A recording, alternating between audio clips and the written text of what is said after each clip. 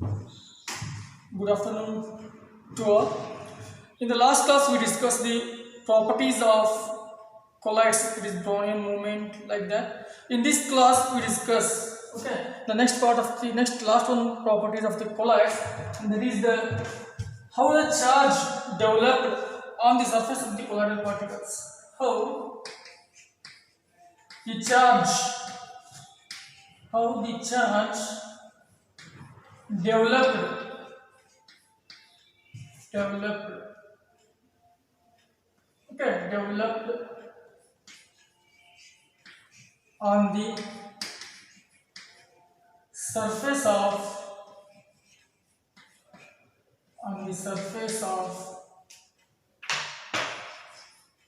colloidal particles. Colloidal particles. How the charge developed on the surface of the colloidal particles? How the charges are developed on the surface of the colloids. The charges are developed on the surface of the colloidal particles is due to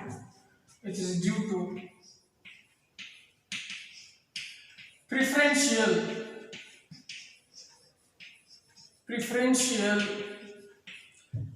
adsorption of ions. Preferential adsorption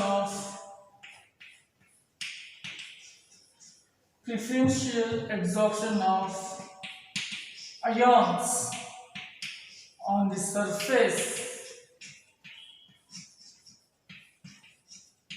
or the orientation of polar groups on the surface, or the orientation of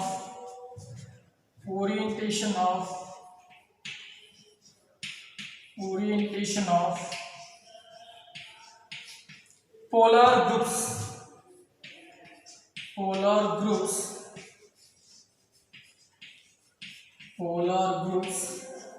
on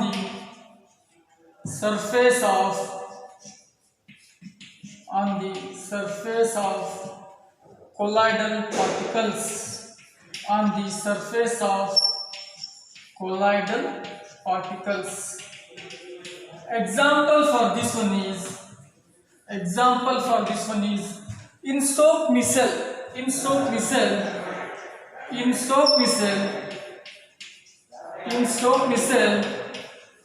Then in soap missile what happens? The orientation of ions,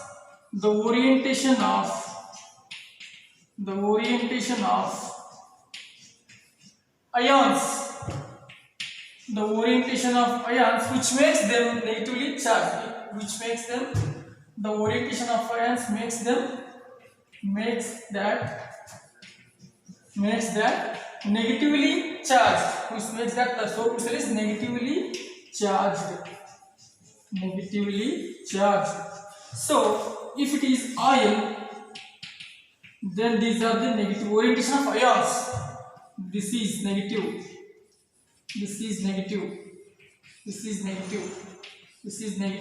So the orientation of ions. Orientation of these ions makes them the soap missile. This is the soap missile. This is soap missile, and this is the water. And this shows that because of the orientation of ion, the soap missile becomes negatively charged. This is the next properties of colloids. Means how the charges developed on the surface of the colloidal particles. Means this is due to the preferential adsorption of ions on the surface, or the orientation of ions on the surface of the polar groups. Orientation of the polar groups on the surface. And the next one is positively charged soul and negatively charged soul. Next concept. Positively charged soul,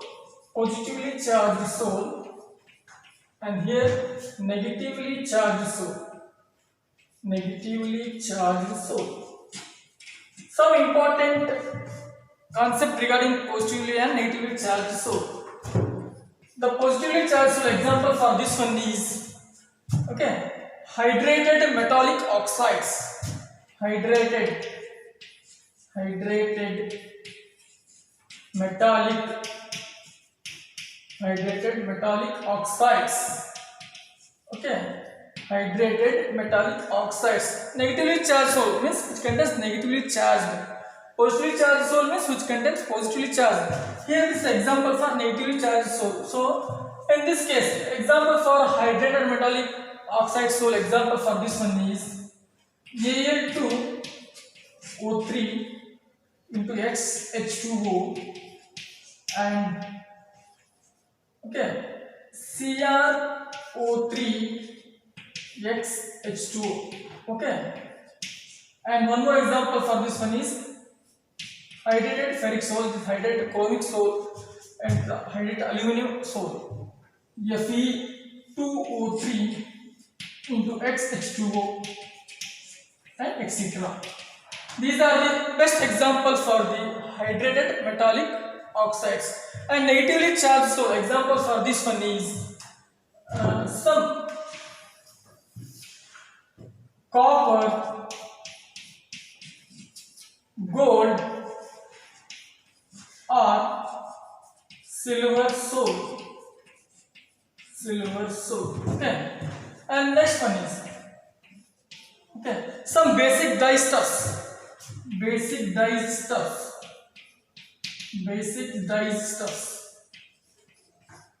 Some basic dyestuffs, that is methylene blue soul,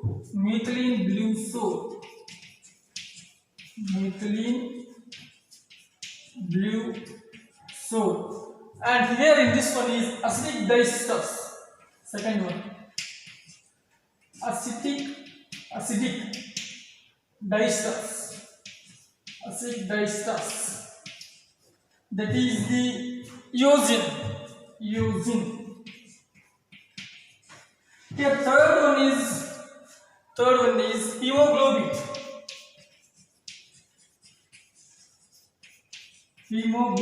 It is present in the blood. This is the best example for the positively charged soul. It is present in the blood.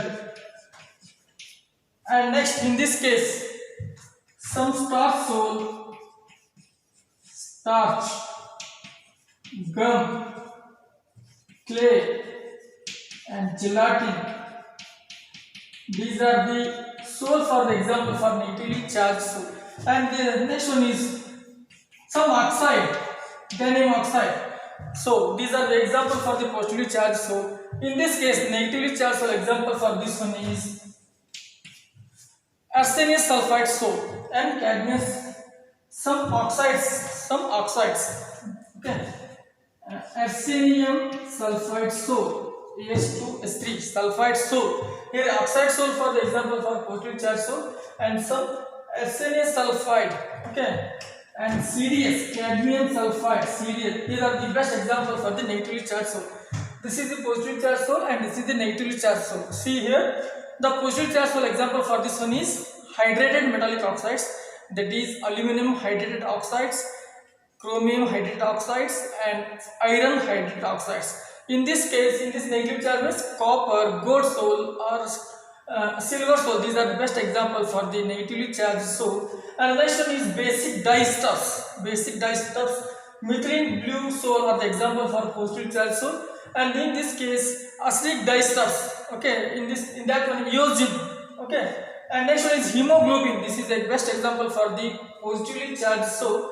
In this case, negatively charged soul is starch, gum and clay gelatin soul. And next one is some oxides of metals, means titanium oxides. And in this case, As2S3 means arsenious sulfide soul and CDS, cadmium sulfide soul. These are the example for the positively charged soul and negatively charged soul. And the next one is electrophoresis. What is meant by electrophoresis? What is the purpose of electrophoresis?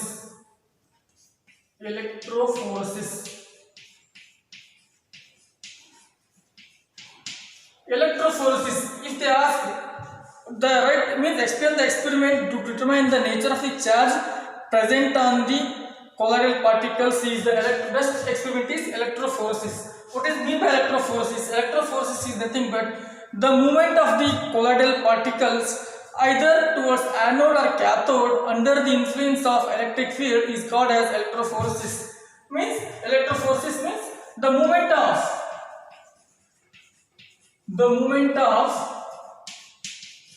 colloidal particles. The movement of colloidal particles in colloidal solution. The movement of colloidal particles. The movement of colloidal particles either towards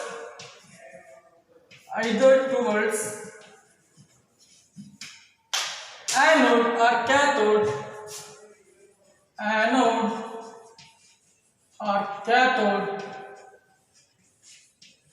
under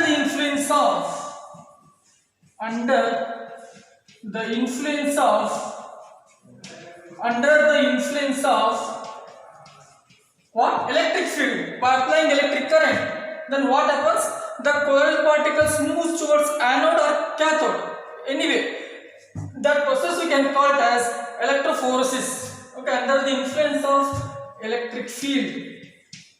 Under the influence of electric field is called electrophoresis.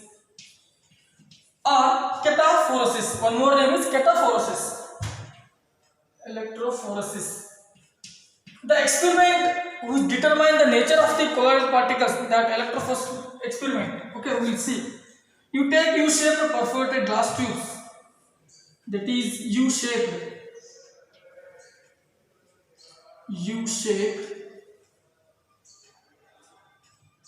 perforated glass tube. It is U-shaped perforated glass tube. Okay. These are the two limbs. These are two limbs. Okay.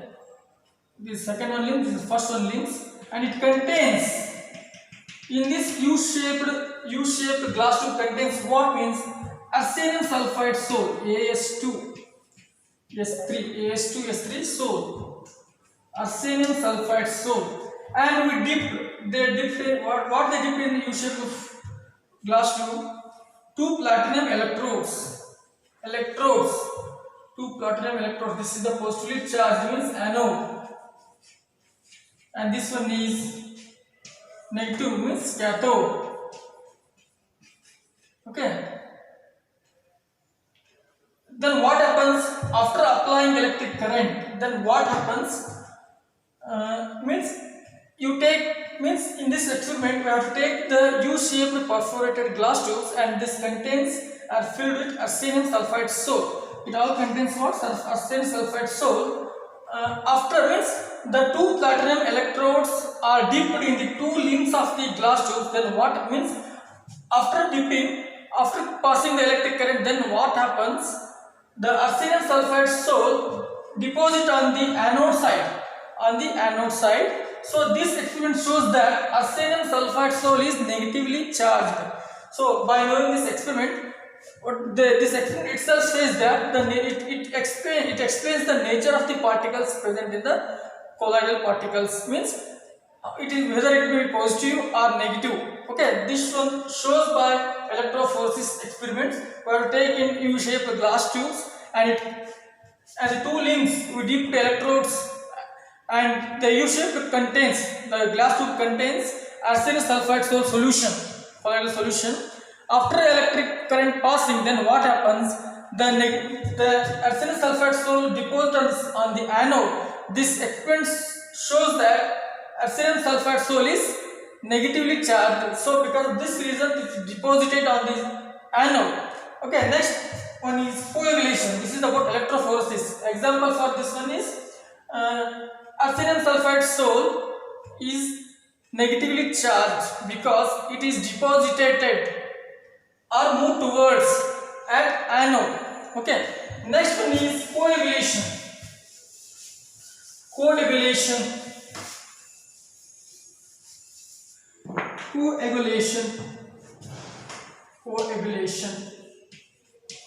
What is meant by coagulation? The phenomenon of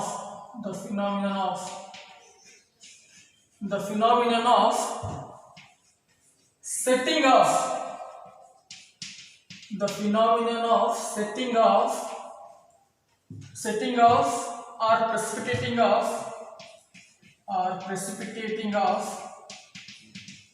precipitating off colloidal particles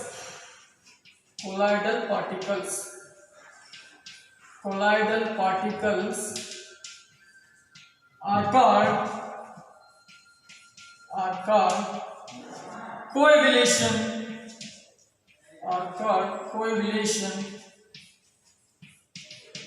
One more name is flocculation. One more name is flocculation. Coagulation or flocculation. The phenomenon of setting off or precipitating of colloidal particles. Precipitating. You already know the meaning of precipitation. Okay. It has some terms. Okay. Some methods. Methods for the coagulation. Some methods. Methods for coagulation. Methods for coagulation. The first one is adding oppositely charged colloid. Adding or mixing. Okay, adding oppositively charged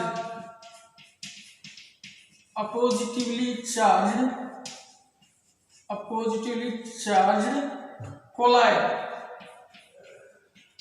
Example for this one we will see. Okay, if we add the positively charged colloids with each other, then with equal proportions, then what happens?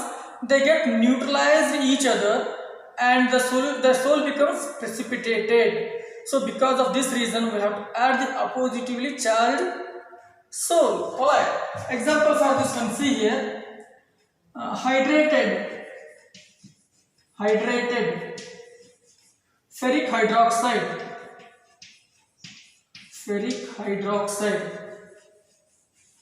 It is positively charged. Is mixed equal proportions. Is mixed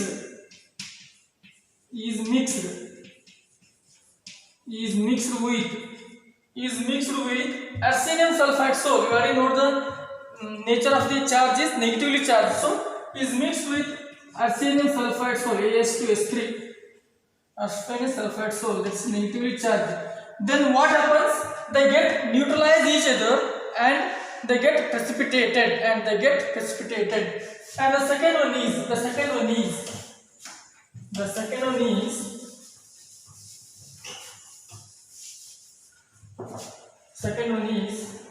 subjecting it into repeated dialysis. Subjecting it into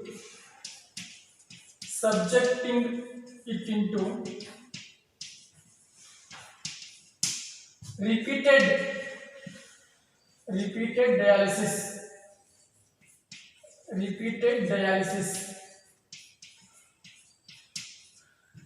Okay, then what happens? Subjecting it to repeated dialysis means, in this case, what happens? By under this process, the electrolytes, okay, the excess of electrolytes are removed by dialysis. Then what happens? The sol becomes unstable and precipitated. Okay, then what happens if it subjected into repeated dialysis? It removes the excess of electrolytes. Then what happens? The sol becomes unstable. Then what happens? It is easily precipitated. Okay, that process we can call coagulation. Coagulation means the phenomenon of the setting or precipitating of colloidal particles. Okay, that is called as coagulation or flocculation. Okay, next third one is adding excess of electrolytes.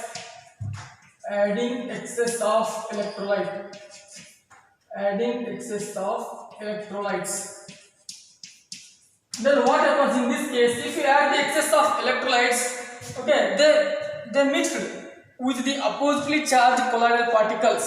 If you add the excess of electrolytes, the electrolyte charge that attracts opposite charged colloidal particles, and then what happens? Then again neutralize takes place and they mix each other and then again form the precipitation. This is the three methods. Okay, methods for the coagulation. The first one is adding a positive charge colloid and adding excess of electrolytes, and second one is subjecting it to repeated dialysis. These are the three cases for the cause of coagulation or fluctuation.